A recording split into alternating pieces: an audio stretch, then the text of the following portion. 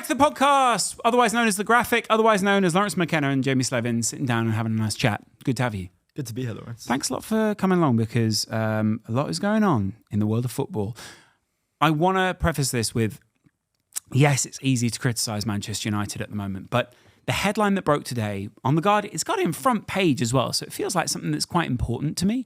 We've got a bit of this, but we will cover some other things as well, some of the other ridiculous people, ridiculous results, ridiculous things happening. But Manchester United are open to offers for Casemiro, Sancho, Varane, Martial, Van der Beek, or any of the others. And they're basically, it seems like this is a headline, but it isn't. Does that make sense? Like, if you'd have told me privately and not put it in an article, I've gone, yeah, of course. Yeah, the new owner's coming in. That's like it. Selling Martial was his like rallying cry. Well, selling Sancho is his rallying cry. Selling Casemiro is his rallying cry. Selling Varane is his rallying cry. Van der Beek is a bit of a crazy one for me because I'm like, weren't you like the perfect Erik Ten Hag player at one point? But I guess it just is. We'll talk about Van der Beek in a second. But are these not all rallying cries? Are these not all just, you know, the new owner getting his feet under the table and going, cool, I'm just going to clear house? Yeah, and it buys him some time too. Yeah. Because as soon as you say, hey guys, what went before was a real issue, well, now you're in the market of saying, we need to build from the ground up. But I got to tell you, I think that football club will feel better as an internal environment if you did lose like 3 or 4 unhappy players. Yeah, and on top of that as well, I think it's about losing unhappy players in the moment. Short-term pain, long-term gain, or all these kind of, you know, truisms. But Varane's kind of come in and done a good job, right? He's done a good job as a centre-back. I think he was very solid for a while. And Casemiro last year was good too. He was absolutely, I think for the position they were asking him to play, I think he fulfilled that position very well. But that's kind of beyond the point now. During a rebuild, you're not just going to put down a blueprint day one and go, it's not like building a house, if that makes sense. Like Casemiro, Varane, those two particularly stand out to me because they look like, Here's what I imagine. There is this thing in London that happens at the moment where someone buys a very old building and then they keep the facade, but the whole of the inside of the building is gutted. Yeah. Varane and Casemiro are the struts that are pushing back against that wall and going, we'll keep it here whilst you build. And then when you then put the internal structure in and you know what you're going to build, you take the struts away. So here's my question. Would you not want to keep them around? No. Even if they were playing less football? Well, Varane wants to play more football, I'd imagine. And I would also imagine there is an offer for Varane on the table from somewhere where he can make some more money, probably play some more football. And he's also in a year where he'll want to be competing to get into the Euro squad. Am I wrong? Yeah. Yeah, I mean, he's very much in the conversation. Yeah, Casemiro obviously not playing in the Euros, but Sancho would love to play in the Euros. Donny van de Beek, probably not an option. And Martial, probably not an option, but these guys are just sort of sticking around. I'm surprised there weren't names such as Maguire and McTominay on there, but they seem fairly evident as well. But isn't football interesting? Because a month ago, or 6 weeks ago, before McTominay and Maguire came back in, they were like the first ones on the out list. But they still, yeah. And now there seems to be a little bit more love for them. I think maybe because maybe there's been some reparation done there. Maybe there has been some people sitting down and going, look, like you're still a good... Maybe their agents kind of sat down with them and gone, look, you're going to get the best value for the club and you're going to get the best value for your contract at your next club. If you're playing, you're affable and you're easy. And Ten Hag has also probably found that what he's known from last year has worked. Lindelof and Maguire was their best partnership last year. 100%. And has been their best partnership this year. And McTominay, who obviously was great... Do you remember when Casemiro came in and Ten Hag didn't play him? He kept McTominay in the side. And everyone knew eventually McTominay was going to drop out. Well, he's gone back to him and he's done great. And I get it. But like, again, it's kind of, you know, there's multiple different managers that you can look at where they've had to clear house. And in the short term, they've had to make alliances that they then ended up dissolving. And a lot of these were alliances that I'd imagine in the summer, Ten Hag was looking at dissolving. You know, Casemiro, obviously, is a fantastic player at his very peak and also now. But if you're Erik Ten Hag, you're looking at him going, well, it's not about being surplus to requirements. It's not about... there are going to be loads of different evaluative structures by which he probably should stay at Manchester United. But if you're looking beyond just the superficial of, are you a good player and therefore could you play for a good club, then there are better options than Casemiro now. Or at least there will be better options that are available to Manchester United. There's one other thing about those names you listed. big wages. Huge. I mean, 300k a week. The midfielder and defender each earn more than 300 grand a week and are in their 30s. And Sancho's got big sell-on value even now. I think, Sancho could give them. I mean, where would you? The problem is, how many people are going to come in and go, "We'll give you pounds on the pound." Sure, it's pennies on the pound for Sancho, and he probably got to accept to leave. Which I think should. if they got a £40 million bid for Sancho, they'd be tempted, but they might also say, "No, hang on, he's much better than 40 million quid. He's 50 million quid." And that's a discount. What's the highest level team you'd sell him to? And if a Premier League team came along, do you think they'd sell Sancho? I don't think they can sell Sancho to another Premier League side. I can see. This is so like Black Mirror football. I can see Chelsea going in for him. I don't say that because I actually can see Chelsea. I'm more just sort of saying. No, I get that. Narratively, they'll be used in the bidding make war. waiting. Correct. Yeah. What about? I mean, Real Madrid won't, but at one point Real Madrid were allegedly interested in him, probably just because Manchester United were, and just because Dortmund go, Madrid are interested. Well, the other suggestion that I've heard is Borussia Dortmund. What, back? Yeah. Well, the idea being that German football suits him a lot. The Bundesliga is very transitional, and on top of that, he's kind of just spent 2 years being unhappy, and they loved him there. So I've read something around like, well, are they going to loan him? Sure. And get him playing again, get him fit, with the look of then maybe United selling him on. I mean, the name that came to mind is Newcastle. I don't know that they're in the market necessarily for a winger. I don't know if they're not though. Like who's so on the weekend they have were Anthony Gordon and Almiron, but maybe not a huge amount outside of that. Who do they have as a backup there? I'm not really sure they've got many backups, but I wouldn't. Anthony Gordon's not really. I mean, Anthony Gordon starts in that position on the team sheet, but could you put Sancho there? Gordon's a bit more central. Like if you look at Gordon's average position, all those kind of things, maybe I'm completely wrong. It's also worth saying they play Joe Linton out there sometimes, which was not. I love Joe Linton out there. Yeah. By the way, Joe Gordon. Anthony Gordon plays sort of inside forward. He's probably also the most progressed player in them in terms of their average touches. The question too is whether Eddie Howe would look at somebody like Sancho and say, "Hey, Joe Linton was a laughingstock when I came in. I changed him." Also, Sancho just needs some love, presumably. Is that, okay, I get that. And this is kind of the point I was getting back to with Van der Beek, or is it Van der Beek? One or the other. And you say the same for Joe Linton, possibly Anthony Gordon, probably Sancho. Bad fit, just bad fit for what they want. Like, good fit when he signed, bad fit when you tried it. What about, let's just talk about Newcastle for a second. Could they not go down that list and go, Van der Beek might be worth a punt. Sancho might be worth a punt. Varane. Oh, Varane is a fascinating one. I think Varane. I don't think he wants to go. You've kind of got to weigh up the difference between playing for France and playing in Saudi. Yeah, the other thing is they have obviously Botman who will play. So there is a place for him next to Botman. A lot of injuries, though. Yeah, there's a place for him there. Whether Newcastle can afford it in the context of FPP is a different question. FFP is a whole other thing. And the only other comment just to really make on United there is whether they have who makes the decisions as to the replacements. I think it's going to be the new hierarchy that Sir Jim, as everyone is shortening it to, of Omega Corp or whatever you want to call it. It's called Ineos, just for people who are wondering. Will make these calls. And again, if you go back to where his Nice side are in Ligue 1, they won 2-1 on the weekend, and they are second up to PSG. It's not bad going. They're competing pretty well as well. But they're above Monaco, they're above Lille, they're above everyone else who's struggling to compete in that league. And the thing is, I love the constitution of this Nice team. Even if you don't think they can win the league, there is still, when I went there to go see the side, there's still some kind of strands of, there's a rebuild that we can make here. There are people within the squad and within the side that you go, I can see how that works. Like, there's shades of Dante there. I think at one point they, there's a lot of injuries as well. Yeah, they've got a lot of people who are either injured or come off the bench and make quite a big impact. So they're a good team. That's the other thing about Sir Jim. It's not just, new owner.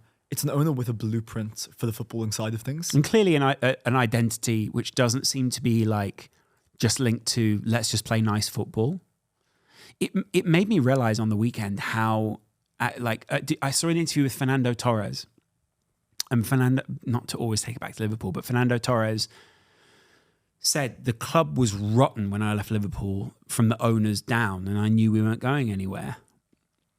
As far as I'm concerned, there are many players probably looking at Manchester United who could get a payday at multiple different clubs who will not look at Manchester United, and therefore Erik ten Hag with this going on there. And the flip side of the same coin is there's plenty of players who are at United who have an inflated payday and are kind of going, well, this is the best gig I'll ever have. And won't let it go.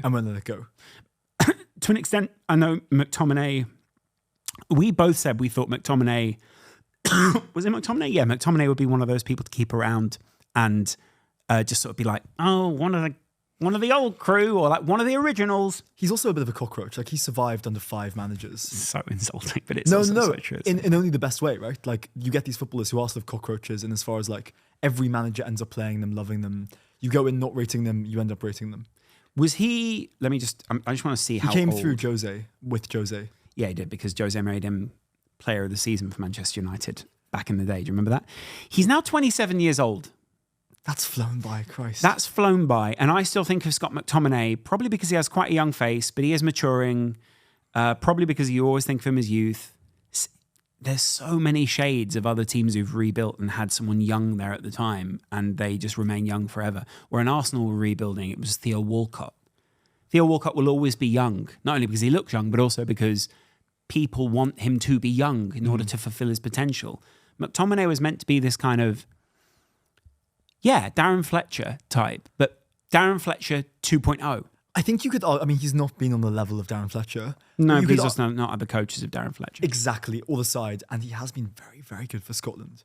He has. So Scotland I would say, have been not great in that time, but yeah.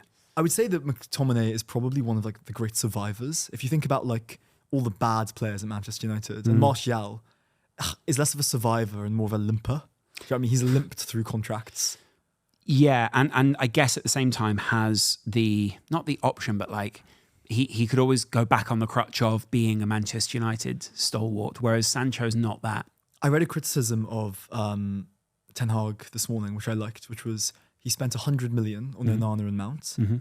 I don't mind that. And left the centre-forward situation being an unknown quantity with a bad back in coming to England and Martial. And when I read that, I thought, shit, that isn't enough. Sure, but you need to fix one or the other first. And I think I'd rather fix the midfield and get movement up front than who's available. But that's presuming that Mount is a solution to the midfield. I mean, I think broadly you cannot blame... I mean, you can maybe blame them for signing him in retrospect. I think at the time that was one of the signings in the summer. No one questioned it at the time, really. No. And even now, it's hard to question because it's so soon. Yeah, I think the problem is United just have looked toothless. And he's barely played though. Who? Mount. Yeah. I mean, the toothless isn't his fault. Yeah. But the fact that Martial starts a game up front for them in the week, right, is horrific. I think it's also weird because I'd almost rather start with a false 9. And you know what's funny is I think that every time I hear you criticize a player, I think of what I would hear my Manchester United friend say to me in defence of... I have multiple Manchester United friends, but any of them will go, oh, well, it's not Martial's not the problem. It's all, we spoke about it on the podcast a few weeks ago, like false flag kind of red herrings or cover-up problems, where it's like, well, Martial's not the problem. Well, McTominay's not really the problem. Well, Varane's not the problem. Well, Lindelof is part of the problem. He's not the problem. It's Onana that is one of many issues at the club. It depends on the level of analysis. None of them are the problem, capital P, but you can see them as signs of the problem.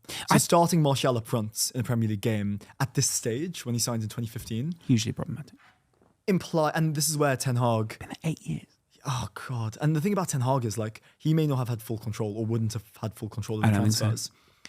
Despite what Gary Neville said, which was interesting. Which was what? Which was essentially, like, United don't have a system to stand up to managers. So the manager has a little bit of success initially, and then which was Ten Hag's first year, and he was successful. 3rd trophy, perfect. And then they go, okay, I want this player and this player. And then they get sacked because the player's down tools. And then the next manager comes in, and it's like, oh God, okay, we've now got like 2, 3, 4, 5 managers. Different pieces. And that's where, like, I just think if you're going to criticize Ten Hag, it's just impossible to know how much of the transfers are his fault and how much he didn't have a say in. I also just think it's such a fruitless process to go, was this his fault? I think broadly you could look at any of his signings and go, yeah, seems fair enough. I mean, Mount and Onana for me, I think if any other Premier League team had signed them, if Liverpool had signed Mount and Onana, They'd be good. And we didn't have, Alisson as an option right now. And the same with, I wanted Mount, Liverpool. Like, I think I did a whole video on it. I was like, Mount would be great. The only reason I didn't want him was his wages. And possibly his attitude, but that was all speculation. What about Anthony? Yeah, I don't want him at Liverpool. I've got Mo Salah sitting there. But there's also just other options. But that's why I think everyone was confused by the Anthony signing. He seems so weirdly specific to the role that he plays in an era when there are a whole load of people who do a lot of different things. That I was like, yeah, that is strange. But he doesn't seem to impede the team, does he? I don't think he does. Not in an active way, but he also probably doesn't offer a huge amount in terms of impacting the game. So when you look at Anthony, unless it's direct. But even direct, I mean, I would say, like, you asked who could United have signed as a centre forward. I don't know. I don't have a good suggestion. But Isak, for example, went for less money than Anthony went for. And anyway, I mean, it was interesting too because I saw a criticism of Chelsea saying Colwill, Caicedo, Enzo Fernandez, and there was one more, all of whom have been poor this year. All four of whom would have been good somewhere else. Like, there's no doubt. The Colwill, if you put him in Manchester United, Liverpool, put him in Liverpool. Liverpool would have loved him. Liverpool and Arsenal are probably quite a good litmus test at the moment. City, yeah, and then you just have to ask, to what degree is it the players' fault? To what degree is it the club setup not integrating them? Sure, I don't think Chelsea, is shipping goals? I suppose shipping goals is Chelsea's issue. Their goal difference is 0. Liverpool's goal difference is plus 21. Villa's is plus 15. City's, even in fourth place, is plus 20.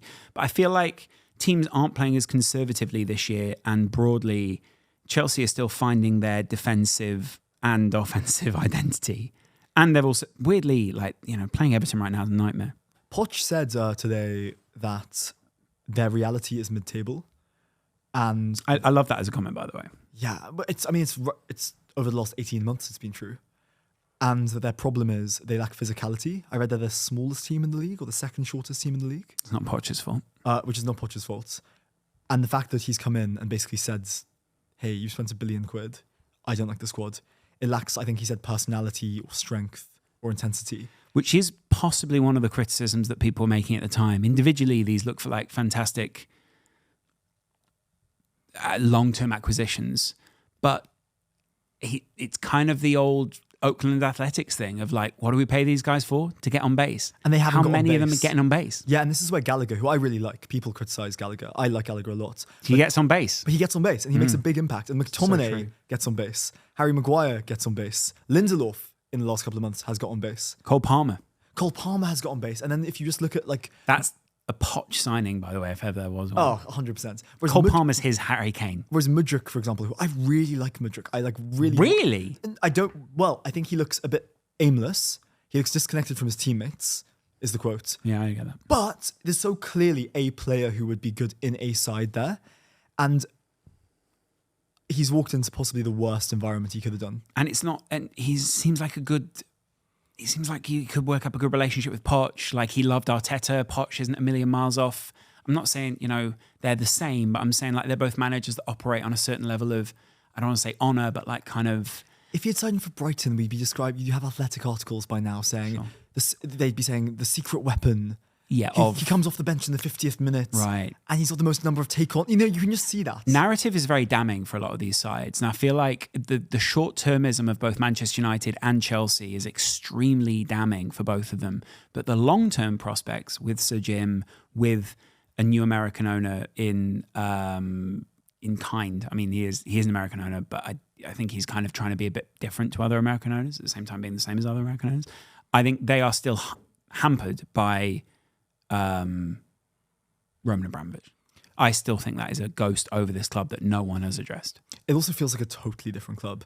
I read they've got 3 players, Chilwell, James, and Thiago Silva, who were in the Champions League side. They won it only a few years ago. That's a full change of players.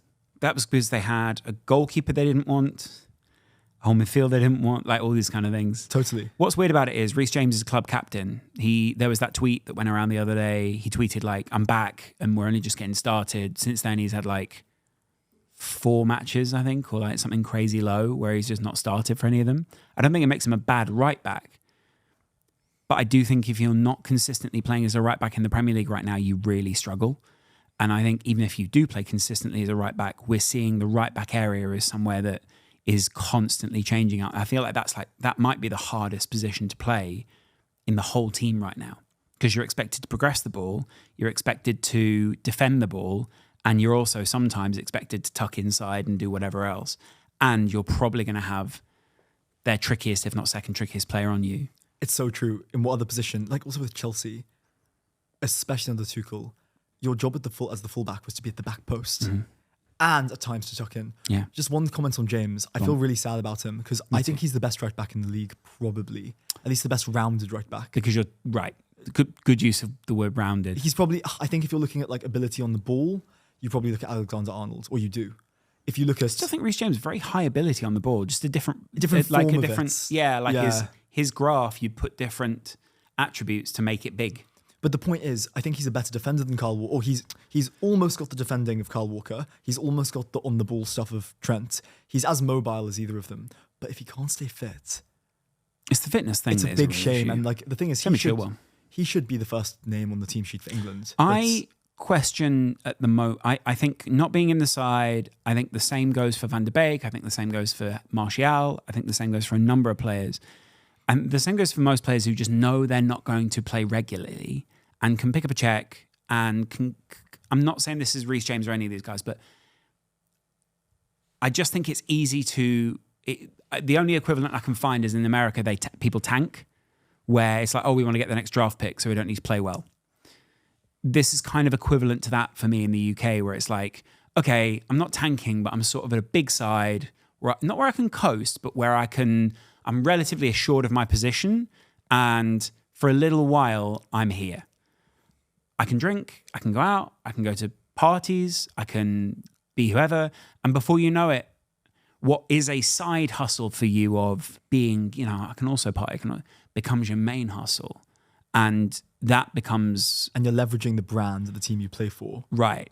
In a way that, like, it's such an extreme example. You should be the brand. Yeah, exactly. Like, Manchester United leads... That's pretty toxic corporately, but be the brand. But I know what you're saying. Whereas it becomes the tail wagging the dog. Whereas if you flip it, and this is the most extreme case I can think of, Andros Townsend worked super hard to get a short-term contract at Luton. Pay as you play, just wants to play football. Ross Barkley. Although Ross Barkley is a very interesting example. I think Townsend and Barkley are maybe two men who live very different lifestyles. But yeah, they're opposite ends of the spectrum on that front. But like, it's so clearly about the football. So right. Clearly. I mean, by the way, about nothing else. Okay, I've got a theory, and I might make a full video about it, but I don't know if it is a full video, so I think I can just drop it on a podcast. Ross Barkley just came through at the wrong time. If Ross Barkley was coming through now, we would be going crazy for Ross Barkley. Either at Everton, because Everton might have sold him. He'd probably be at Newcastle or somewhere like that. He'd be Anthony Gordon of this era. But he came through in a post-Steven Gerrard, post-Frank Lampard. It wasn't really post-Scholes, but like, you get what I'm saying. Just after that era, when those guys were transitioning out of the league, when being Mr. Do-It-All was so key. And that's not really the role that Gerrard or Lampard would get in a modern team. You could argue, I struggle to see where Lampard fits in a modern side. I think he'd have to play like the 10-ish role, but I see where he plays, but I also struggle to see where he plays. I think Gerrard seems a lot more evident where he plays because he's got the full range of athleticism. Mobility, that's a good one. Although I would never describe Lampard as athletic, I would describe him as a good engine. Such a different thing. Lampard would probably, like that whole licked run thing is so timing. Specific. It's very Jude Bellingham. Yeah, it's very Jude. I mean, maybe he could play, in fact, maybe the answer is... False nine. He'd play like between the two strikers that aren't really strikers. Right, I love that. And which he kind of did for Chelsea under Carlo. When it was 4-1-2-1-2. Yeah. He had Anelka and Drogba. Yeah. And his job was just to hit the front, Right. Just a side note I read about him. We did the analysis backwards there. I should have said at the start, he played between Anelka and Drogba and heroed him and not gone. I don't think he could do it. Yeah, exactly. Instead of talking myself out of it. Sorry.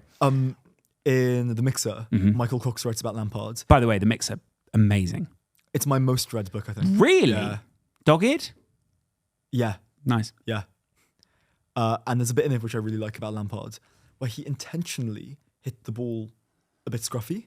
And the way he explained it was, when you hit it too pure at the edge of the box, it tends to hit the goalkeeper.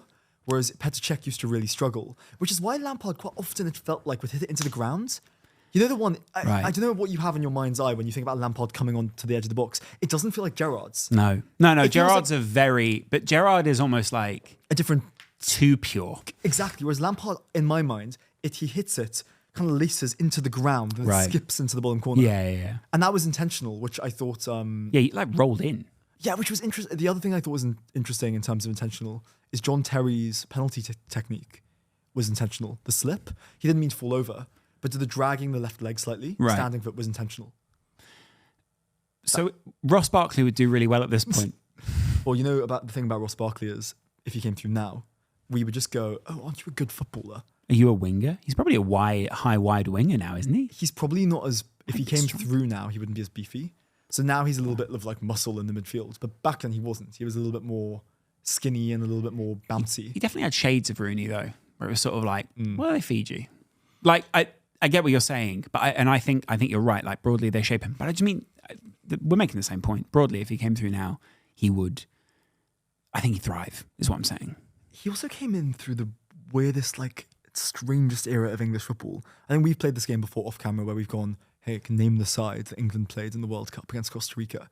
It's a dead rubber, but it's like Phil Jones, Matthew Upson, Phil Jagielka, Ben Foster, Daniel Sturridge, Adam Lallana. Like it's crazy. And he came through in this like slightly like misfitted era of English football. And that was, 2014, 2012. Everton were a little bit aimless, but also had an aim. Like it was kind of like they didn't have enough of an aim at that time. They weren't really meaningful enough to be anything. And going to Chelsea felt like the right idea. Yeah, my theory with Barkley has always been he hasn't had a middle to his career. He like burst onto the scene, big start. But then was kind of like post his prime at Chelsea at like 24. And like did this thing in Nice, which didn't really work. Which was very weird. And he's now like in his like weird like retirement spell, but he's not. He's like 30. He's doing his greatest hits in Vegas. Luton is our Vegas. Yeah. And he's basically like, and everyone goes and they go, yeah, that was good. That was, do you remember when he did My Heart Will Go On? And like, Was he at Liverpool ever? no, I'm making that up. He would have been really good. Are you He's an sure Everton player, obviously. Are you sure he didn't have a 6-month loan spell? He strikes me as I so... wish, yeah. He strikes me as... Do you remember Maxi Rodriguez? Oh, yeah. That era of But like... don't slander Max Rodriguez. Like, Max Rodriguez is very Sorry. good in his time at Liverpool. So, yeah, just careful. You know what I mean? Or Quaresma had a loan spell at Chelsea. That kind of role. That was a real waste. That was I a loved real waste. Quaresma. There was Quaresma was very much what Ronaldo was, what Quaresma should have become. Yes, which is a credit to Ronaldo. And I think ultimately we go back to Ronaldo as the kind of the closing element of this. We go back to the headline that I opened the podcast with, which was the fact that Manchester United are looking to move on a lot of these players. I think the Ronaldo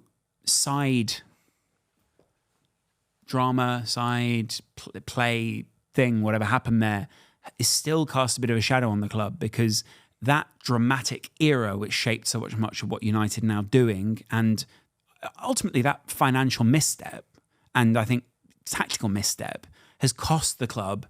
At the point, it was very satisfying. But the analysis of Ronaldo is now the analysis of Casemiro, Varane, Sancho, everyone else. And the blueprint of breaking out of United, but also the blueprint of what United need to do with you was very much, I think, set by the Ronaldo, I don't know, torching, whatever you want to call it. Does that make any sense? Yeah, it does. The Ronaldo, like, it's a complicated one because at the time it was analysed in two ways. It was analysed in, aren't the club rubbish and look how good he's doing despite that? Or it was analysed as, he's making the club worse, they're better without him. Which ultimately, I mean, they are better without him. But the problem is, it's similar to when Mourinho left United. There are still acolytes of the Ronaldo era. There are still Mourinho acolytes. Even if Ronaldo came back now, people would still go, brilliant. This is brilliant. It's exactly what we need. And I think that's where they're struggling to shift the ghost of Christmas past. And, you know, the ghost of Christmas future is, Tiny Tim is dead. It's Tiny Tim dead. in this particular Instance. And Fine. I wept. I weep at the Muppets Christmas Carol when Tiny Tim is dead. Because this would be a hell of a way to find out. Sure. Sorry if I've ruined a Muppets Christmas Carol for anyone out there, but Gonzo and Rizzo make it through. That's what I'm saying. But do you get what I'm saying? Like, there's kind of like this overarching idea of an exodus that has never quite happened because they almost killed the one at the top, but the other Vladimir Putins were ready to take over. You had the breakup, but you sort of kept seeing each other as mates and then dated one of her friends and or someone in the friendship group. Right. And now it's like you kind of felt like, a new start, but it never really happened. And now you're that all at friend house was party like together. always a better fit for you anyway. Yeah. Do you know what I mean? Like Garnacho, those kind of people. Although, right. Garnacho is a fantastic dater, I'm sure. I think Garnacho's probably, he's 21 and an Argentinian footballer in the Premier League. Probably He's married with 3 kids. Yeah. At least he should be with I that think hair. he does have a kid. Or he's Imagine my married shock. Yeah, exactly. If not, good luck to him. He seems like a lovely kid. He does, doesn't he? And he's incredibly talented. He's also scored goal of the season. One of the nominees for goal of the season. I think it'll be tough to beat it. It's a very pure strike from Alexis McAllister. I know, but it's the backwards. Nah, running. it's also just it's the fact it's an overhead kick, Yeah. and it's the fact it's a Manchester United red. It's weird because it'll be like Liverpool 7-0 against United. As far as Who cares? It happened in a season when we were no good. We didn't win it. oh well, I mean, So it's cool, good memory. but who cares? we're going to talk about this probably on the Thursday. pod later this week. Thursday. But United because Liverpool coming up is United Liverpool coming up on Sunday, 4:30. They collectively went off. They went for, but at the same time, Liverpool went, bad time because they might do something. United is one of those ones where everyone goes, United shouldn't win this. Do you remember? I think it was, there was that piece of analysis where Graham Souness literally said like, these are the kind of games where Liverpool step up. And Rio and Gary, was it Gary? It was Gary Neville and someone. Yeah, it must have been Gary Neville and someone else from United were going, they openly laughed at him. And it was like 4-0 at halftime or something mental. That's my worry. Yeah, is that at Anfield? I think it is. Yeah, I think it is. because Gary Neville said it can eat you alive there. And that's the other thing. I mean, I guess this season, if you're Liverpool, you want to eat Manchester United alive. And that's not even a joke. Have you heard the could literally rumour? do. This is such a stupid thing to say on the podcast because it's obviously not true. That Bruno Fernandes got booked intentionally to miss the Anfield. That's not true. It's not true. It's not true. But it did make me laugh. The idea that he was so upset about last year that he got kicked the ball away all petulant to got booked for chatting to be like, I don't really fancy Anfield. If that's the case, you should have brought this up at the top of the podcast to show the stinking rot which is within Manchester United. It's not true. We don't endorse that. Yeah, but at the same time, I'm very surprised that he wasn't on it. I'm very surprised he wasn't on that transfer list. Brilliant. Although probably Give him all 6 of these months. names in this book, there are 3 names in these envelopes. All of these names in these very books, none of them surprise me. And that's part of the problem because a couple of months ago, you probably would have gone, give him until January, give him until next season. We need to get rid of Maguire, blah, blah, blah. Now it's like, we just need to clear house. I think Sir Jim worries me. In a good way, but for Manchester United, terrible for me. I think he's talking to all the right people. I think he's going to make a few really good signings. Don't like it. Well, I'm looking forward to the Sancho winner at Old Trafford for Newcastle next year. This has been fantastic. Thanks a lot, Jamie, for joining Cheers, us. Lawrence. If you like Jamie's channel, then you can either look at the link in the description, or if you go to my channel, the homepage. Sorry, Grandad. Go to msn.com. Yeah. Jamie's channel is featured on my channel. So it's like Lawrence McKenna, Jamie. Go look at it. And your subscribing fingers ready for the graphic.